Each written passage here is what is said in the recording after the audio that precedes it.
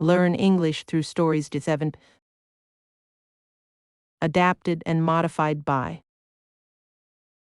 Kulwant Singh Sandhu. Contents: 1. Youth drug abuse.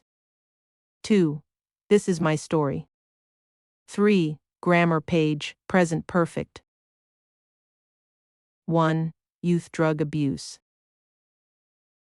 Youth drug abuse is a growing concern that can have negative effects on individuals, families, and communities. In order to address this issue effectively, it is necessary to understand the possible causes and identify strategies to control it.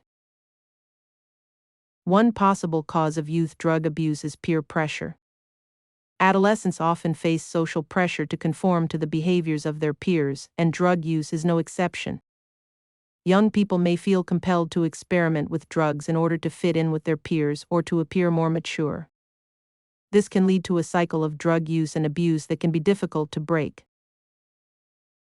Another possible cause of youth drug abuse is a lack of parental involvement or supervision. Children and adolescents who do not receive adequate attention and guidance from their parents may be more likely to experiment with drugs. In addition, parents who use drugs themselves may be more likely to pass on this behavior to their children. To control youth drug abuse, a multifaceted approach is needed. Education and prevention programs can help young people understand the risks associated with drug use and provide them with alternative coping strategies. This can be done through school programs, community outreach, and social media campaigns. Treatment programs, such as counseling and therapy, can help young people who are struggling with drug abuse to overcome their addiction. In addition, law enforcement agencies can play an important role in controlling youth drug abuse. By cracking down on drug dealers and distributors, law enforcement agencies can help to disrupt the supply chain of drugs and make it more difficult for young people to obtain them. Education. Listen to the stories of people who had been through a hellish journey of addiction. Vocabulary. 1. Strategy. A detailed plan for achieving success. 2. Adolescence. A young person who is developing into an adult. 3. Multifaceted. Having many different parts or sides. 2. This is my story. My name is Aiden and I am a drug addict. I am 25 years old. I spent some of my childhood in Belfast, Ireland. I also spent some of my childhood in Edmonton, Canada. At age 14, I was smoking marijuana and tobacco daily, multiple times a day. Smoking marijuana helped me forget who I was. The feeling of getting out of my own skin was amazing. Since that first hit, I loved it. I knew then, I am able to get out of myself and I can use this substance to change how I feel, or not feel at all. That's exactly what I wanted at that point in my life. At age 15, I was smoking marijuana any moment I could and soon found out that everyone around me was drinking alcohol, so I thought I would try it. I thought my parents and siblings drink, so it couldn't be that bad. I drank so much that first time that I got very sick. Truth is, I didn't like drinking, but it was socially acceptable, so I drank as much as I could. I couldn't seem to get enough. My drinking and using marijuana continued for 2 years. At age 17, I began to wonder, I began to realize I was not good at school or sports, so what am I going to do with my life? I was hanging around with the wrong people who told me that I didn't need school and all I needed was them, and it will be all right. I believed them. I was looking for something to belong to, and I felt at home. I said yes and used cocaine for the first time. It didn't faze me and I began using cocaine at school and eventually got enough so that I could make some extra cash. One of my mistakes was bringing this substance to school to sell to my classmates. I was very successful, but the principal caught on and cut a long story short, I got kicked out of school. My family was furious. I continued my schooling at home and did quite well. My family thought it was all over there. But it did not change who I was spending my time with. It did not change my relationship with drugs and alcohol. From what I remember, it was to be cool to fit in with a certain crowd. As far as I could remember, I did not fit in with anyone and wanted to be a part of something. I just wanted people to enjoy my presence and to like who I was, but to tell you the truth, I didn't know who I was and I didn't like myself. I felt worthless from a young age, and that developed into an even lower level of self-esteem as a teenager. A few years went by, which were the most eye-opening years of my life, now that I look back at them. It was a brown sugar. That brown substance was heroin. Something that I had never felt before in my life. I had never felt so lost in my mind. It was amazing. I was hooked. I loved it. At this point, I'm in my 20s and didn't drink, didn't smoke marijuana, didn't use cocaine anymore. I was using strictly heroin, that substance I was so curious about. What I thought was heroin turned out to be a substance called fentanyl. Something I didn't know about. I loved it, I couldn't feel worthless, I couldn't feel in pain, and I felt loved, not by people but by this substance. This was the sickest and most toxic relationship I've ever experienced in my life. I was addicted since day one. Since that first time I smoked a joint. But I thought this was life. This is the way to live. This was the connection I had longed for. Nothing stood in between myself and the relationship. I was lonely.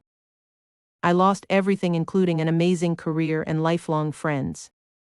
I burnt those bridges. I didn't mean to. Even before we were born, my twin brother, Siren, and I were inseparable.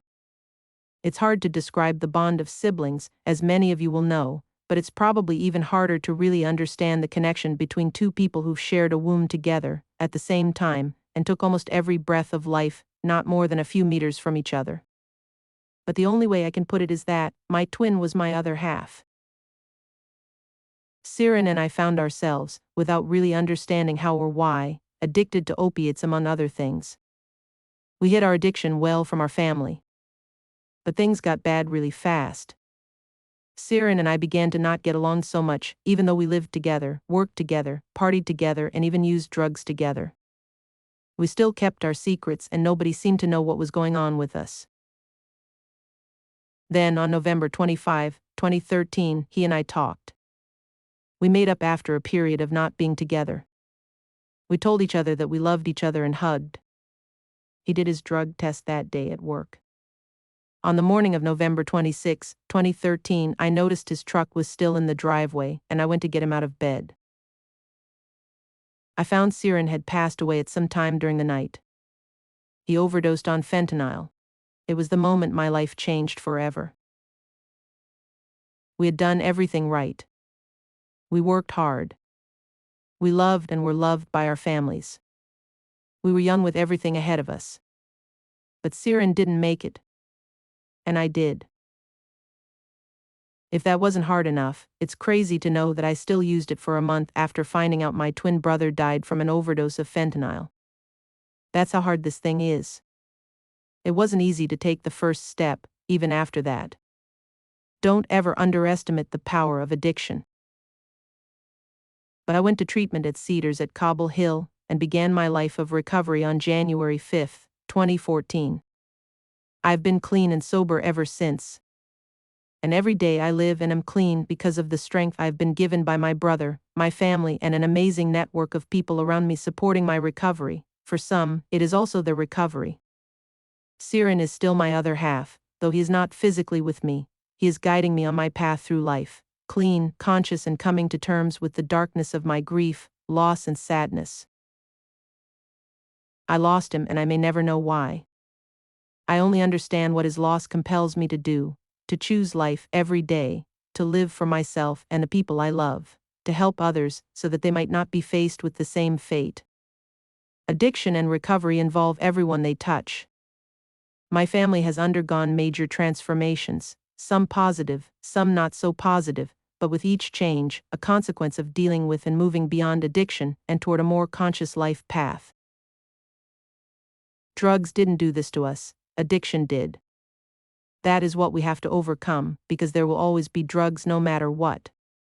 Even if drugs were eradicated, there would be something else feeding addiction. We must deal with and think beyond addiction. When Siren passed away, that was the deciding point in going to treatment for addiction. My decision changed my life for the better. I got help with that problem. That's not to say that I am perfect.